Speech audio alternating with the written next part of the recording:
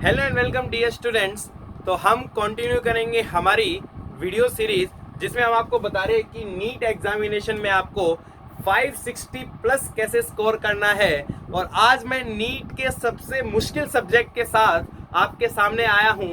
वो अब आपको पता चल गया होगा कौन सा सब्जेक्ट है। वो सब्जेक्ट है फिजिक्स। और यहाँ पे मैं आपको तरीके बताऊंगा, मैं आपको अप्रोचेस बताऊंगा जिसके थ्रू आप स्कोर कर सकते हैं एक जादुई आंकड़ा। फिजिक्स एग्जाम में, फिजिक्स के पेपर में 140 प्लस, कितना आपका 140 प्लस। देखिए, एक सबसे बड़ा होवा स्टूडेंट्स के मन में फिजिक्स के रिगार्डिंग रहता है।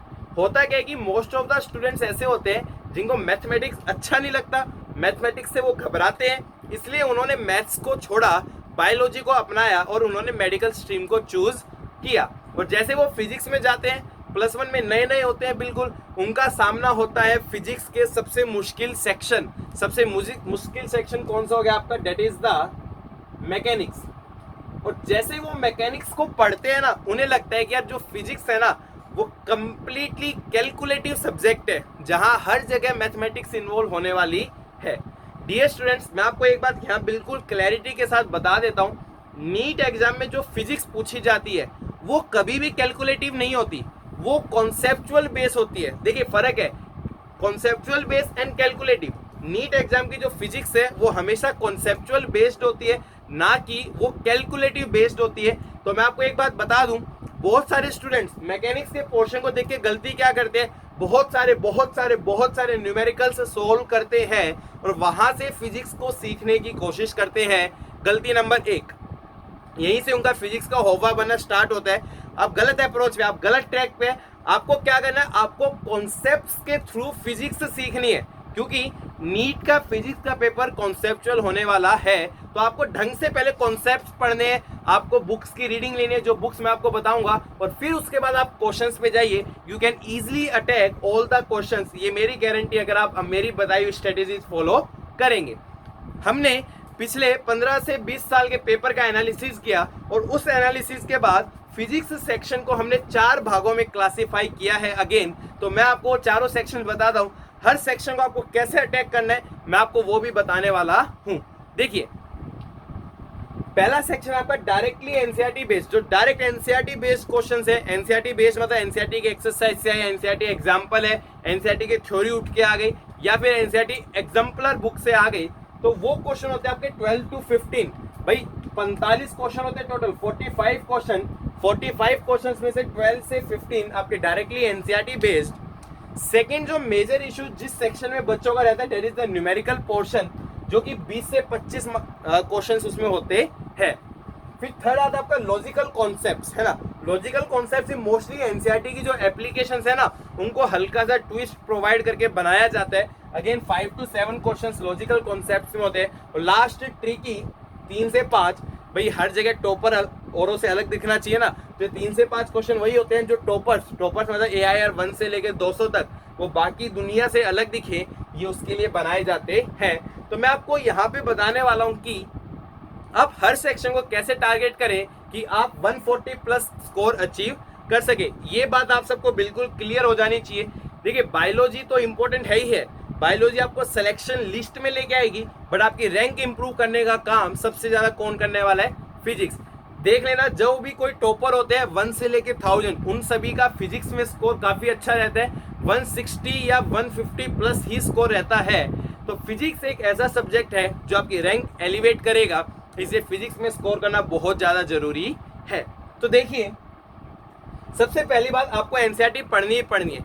देखिए, बहुत सारे फैकल्टीज ये कह सकते हैं कि एनसीईआरटी बुक एक क्रैप है, उसको फिजिक्स के लिए पढ़ने का कोई फायदा नहीं है। मैं आपको बता देता हूं, आप डायरेक्ट एनसीईआरटी रीडिंग करेंगे वो बिल्कुल क्रैप है, मान लिया, बट एक बार जब आपकी फैकल्टी ने आपको चैप्टर पढ़ा दिया, आपकी फैकल्टी ने जब आपको चैप्टर पढ़ा दिया, नोट्स बनवा दिए, उसके बाद आपको एनसीईआरटी की रीडिंग करनी है। मैं गारंटी दे रहा हूं, जो हमारी वीडियो से पढ़ेंगे उनको वो क्रैप बिल्कुल नहीं लग सकती। It is a very amazing book, जो कि बहुत सारी फैकल्टीज ने मिलकर लिखी है, रिनाउंड फैकल्टीज है। तो आपको क्रैप नहीं है वो, बट आपको जब एक बार फैकल्टी पढ़ा दे उसके बाद ही इस बुक को टारगेट करना है। एनसीईआरटी की रीडिंग प्रॉपर होनी चाहिए, उसके हर एक सवाल को सोल्व करना है, साथ में एनसीईआरटी एग्जाम्पलर भी करनी है। अब उसके बाद जो न्यूमेरिकल सेक्शन है, देखिए न्यूमेरिकल सेक्शन में एक बहुत बड़ा आपका जो सेक्शन है that is the formula based, direct formula based questions होते हैं। और अगेन मैं आपको बताऊंगा ये फॉर्मूला बेस्ड, आपको फॉर्मूला ढंग से आना चाहिए, उसके लिए आपको फॉर्मूला बुक बनानी पड़ेगी। फॉर्मूला बुक से मेरा क्या मतलब है, फॉर एग्जांपल एक चैप्टर है 20 से 25 पेजेस की उसकी थ्योरी है, आपको कॉन्साइज करके 2 या 3 पेजेस में उसको लेके आना है, वो आपकी क्या हो जाएगी फॉर्मूला बुक। उसको बार बार पढ़ना है, जब भी एक्सरसाइज सोल्व करें उस चैप्टर की पहले उस फॉर्मूला बुक को पढ़िए, तो आप उस फॉर्मूला बुक को इजिली रिमेंबर कर सकते हैं। दैट इज वेरी इंपॉर्टेंट, क्योंकि बहुत सारे सवाल आपके फॉर्मूला बेस्ड यहाँ पे होते हैं। लॉजिकल कॉन्सेप्ट देखिए यहाँ पे जो इंपॉर्टेंस आती है ना, वो आती है एक फिजिक्स की जो सबसे इंपॉर्टेंट बुक आपने सबने सुना होगा, दैट इज द एच.सी. वर्मा। देखिए मेरा ये मानना है कि आपको एच.सी. वर्मा जरूर ही करनी चाहिए, आपको एच.सी. वर्मा की थ्योरी पढ़नी चाहिए। Most of the students ignore करते हैं एच.सी. वर्मा की थ्योरी पढ़ना, बट बहुत सारे चैप्टर्स में एच.सी. वर्मा में अमेजिंग थ्योरी दी गई है, तो आपको एच.सी. वर्मा की थ्योरी पढ़नी पड़ेगी ताकि आप लॉजिकल कॉन्सेप्चुअल क्वेश्चंस को इजीली टारगेट कर सके। साथ में ऑब्जेक्टिव 1 आप क्या सोल्व कीजिए, ऑब्जेक्टिव 1, ऑब्जेक्टिव 2 एच.सी. वर्मा के ना सोल्व करें तो भी चल जाएगा, कोई दिक्कत नहीं है, बट आपको ऑब्जेक्टिव 1 सोल्व करने, जो कि अक्सर बच्चे नहीं करते। और फिर आपको एक्सरसाइज में जाना है। हाँ मैं आपको एक बात बता दूं, हर चैप्टर में कुछ सवाल होते हैं जो नीट में आने का कोई चांस नहीं होता, वो आपको चैप्टर वाइज बता भी दिए जाएंगे, बट फिर भी आपको उन सवालों को छोड़ के एक्सरसाइज के सारे सवाल करने चाहिए। ये एक अमेजिंग बुक है, काफी 20-25 सालों से बुक आ रही है, हर कोई इसको फॉलो करके चलता है, आपको भी फॉलो करनी है। अगर आपने इस बुक को ढंग से कर लिया, ढंग से सीख लिया, तो आप हर एक सवाल कर सकते हो।